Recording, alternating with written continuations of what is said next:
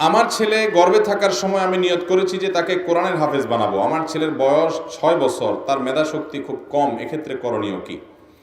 অনেকেই এই বিপদে আছেন, ছেলেকে হাফেজ বানাবেন নিয়ত করছেন, কিন্তু এখন ছেলের হেফজু শক্তি, স্মৃতিশক্তি ভালো না, মুখস্থ ধরে রাখতে পারে না, বহু চেষ্টা করছে, আগাইতে পারে না।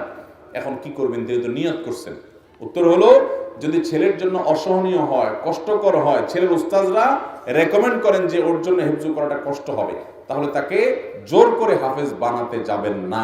আপনার নিয়ত ছিল কিন্তু হয় নাই, এর কারণে আপনার গুনাহ তো হবেই না, বরং নিয়ত ছিল বানানো, আপনি চেষ্টাও করেছেন কিন্তু হয় নাই, আল্লাহ আপনাকে হাফেজের বাবা মা হওয়ার যে মর্যাদা, যে সওয়াবটা দান করবেন। কারণ মান হাম্মা বিহাসানাতিন ফালাম ইয়ামালহা, নবীজি বলেছেন, কেউ যদি কোনো ভালো কাজ করার প্রতিজ্ঞা করে কিন্তু কাজটা করতে পারলো না কোনো কারণে, আল্লাহ রাব্বুল আলামিন তাকে ওই যে সে ভালো নিয়ত করেছে এর জন্য একটা সওয়াব দিবেন। এই জন্য অনেকে আছে মাদ্রাসা ভর্তি করছে, ছেলে হাফেজ না হলে আর ছাড় নাই, মেরে কেটে জবরদস্তি করে ওকে হাফেজ বানাইতেই হবে, নাহলে আমার নিয়ত ছুটে যাবে না। ইসলাম আপনাকে এই ধরনের জবরদস্তি করতে বাধ্য করে নাই।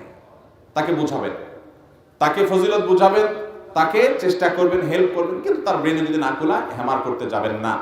এর কারণে আপনার কোনো গুনাহ হবে না, আপনি জাস্ট নিয়ত করেছেন, কোনো গুনাহ হবে না ইনশাআল্লাহ। মোবাইলে কোরআন তেলাওয়াত শুনলে সওয়াব হবে কি হবে না, দয়া করে জানাবেন। মোবাইলে কোরআন তেলাওয়াত শুনলে সওয়াব হবে, কোনো অসুবিধা নাই। এমনকি মোবাইল থেকে কোরআন তেলাওয়াত পড়লেও সওয়াব হবে।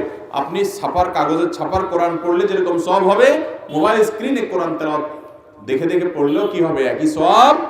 এখানে পড়লে সওয়াব একটু কম হবে এরকম বলার কোনো কারণ, আপনি কোরআন কোত্থেকে দেখে পড়ছেন এটা বিষয় না, পড়লে কি হবে? সওয়াব হবে।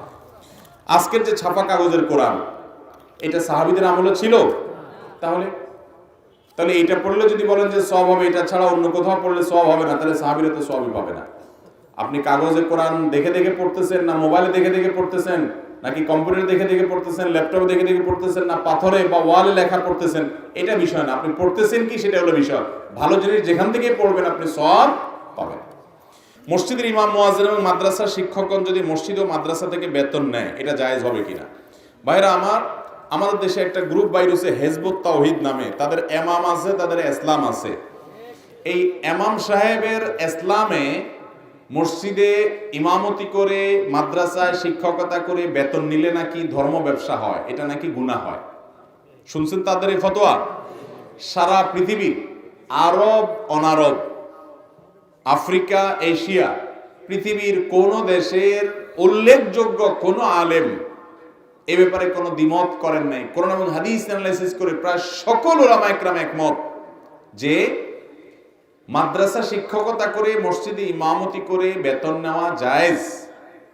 কারণ এই কাজগুলো এমন কাজ, এই কাজগুলো করতে গিয়ে ওনারা অন্যান্য কাজে মগ্ন হতে পারেন না। অন্য সব ধান্দায় মগ্ন হলেন, ব্যবসা বাণিজ্য করলেন, আবার পাশাপাশি এটা করলেন, তখন এই কাজটা সুচারুরূপে হয় না। ইসলাম টিকে থাকার প্রয়োজনে ইসলামের জ্ঞান টিকে থাকতে হবে, নামাজের মতো ইবাদত ইসলামের মূল, এটা টিকে থাকতে হবে। এটার প্রয়োজনে যে ব্যক্তি নির্লসভাবে কাজ করবে, ওই ব্যক্তির পরিবার চালানোর দায়িত্ব এলাকাবাসীর, সবাই মিলে তার পরিবার চালানোর জন্য বেতন দিবে, এটা জায়েজ। আবু বকর সিদ্দিক রাদিয়াল্লাহু তাআলা যখন খলিফা হলেন, ওনার দোকান ছিল বাজারে, উনি খলিফা হওয়ার পর সকালে দোকান খুলতে যাচ্ছেন, পথে ওমর রাদিয়াল্লাহু তাআলা আনহু এবং আবু উবাইদা ইবনুল জাররাহ রাদিয়াল্লাহু তাআলা আনহু, ওই দুইজন মন্ত্রী পরিষদের সদস্য, ওনাদের সাথে দেখা। বলেন যে কই যাচ্ছেন খলিফা সাহেব? বলে যে কেন, আমি বাজারে যাচ্ছি দোকান খুলতে না। তখন ওনারা দুজনে বললেন যে আপনি বাজারে যে দোকানদারি করবেন, এত বড় মদিনা রাষ্ট্রের প্রধান আপনাকে বানানো হলো, হাজার হাজার কাজ, আপনার মিটিং সিটিং আছে, আপনি সেগুলো বাদ দিয়ে আপনি যাচ্ছেন দোকান খুলতে, তাহলে রাষ্ট্রের কি হবে? তুমি বলছেন আমার ফ্যামিলি কিভাবে চলবে, আমার তো উপার্জন লাগবে। ওনারা দুজন তখন তাকে একটা ভাতা অফার করলেন যে রাষ্ট্রীয় কোষাগার থেকে আপনাকে ভাতা দেয়া হবে, আপনি কোন দোকানদারি করবেন না, আপনি আপনার কাজ করবেন, আপনাকে ভাতা দেয়া হবে। তখন ভাতা ঠিক করলেন ওনারা। আবু বকর রাদিয়াল্লাহু বললেন না, এই ভাতায় আমার সংসার চলে না। তখন ওনারা দুজন বাড়ালেন, তারপরে তিনি সেই ভাতা গ্রহণ করলেন। ইসলামী রাষ্ট্র পরিচালনা করার মতো ইবাদত করে তিনি ভাতা গ্রহণ করেছেন বাইতুল মাল থেকে। তার সেটা যদি জায়েজ হয়, তাহলে হেজবুত তাওহীদ বা অন্য কেউ যদি এখন ওলামা একরাম এর বিরুদ্ধে ফতোয়া দিতে আসে, হাস্যকর বিষয় হলো যারা ফতোয়া দিতে আসে এই লোকগুলোর মুখেও ইসলাম নাই, শরীরেও ইসলাম নাই, সূরা ফাতিহাটা শুদ্ধ করে বলার ক্ষমতাও নাই। এরাই ফতোয়া দেয় আলেম ওলামাদের বিরুদ্ধে। কিয়ামতের আগে অনেক অনেক উল্টাপাল্টা জিনিস দেখবেন আপনারা, রাত দিন, দিন রাত হয়ে যাওয়ার মতো যেরকম উল্টাপাল্টা, এরকম দেখবেন ছোট লোক বড় লোক হয়ে গেছে, বড় লোক ছোট লোক হয়ে গেছে। পেটে পানা দিলে সূরা ফাতিহা বাইর হবে না, সে ফতোয়া দিচ্ছে সব আলেমদের বিরুদ্ধে। এটা কিয়ামতের আলামত গুলোর একটা। আল্লাহ তাআলা এদের বিভ্রান্তি থেকে আমাদেরকে বেঁচে থাকার তৌফিক দান করুন। ভাইরা আমার, অতএব মসজিদ মাদ্রাসা শিক্ষকতা করে বেতন নেওয়া হারাম নয়, এটা হালাল। যদি কেউ কোনো টাকা পয়সা নেওয়া ছাড়া করতে পারে সেটা আরো ভালো, সেটা অনেক উত্তম কাজ, এতে কোনো সন্দেহ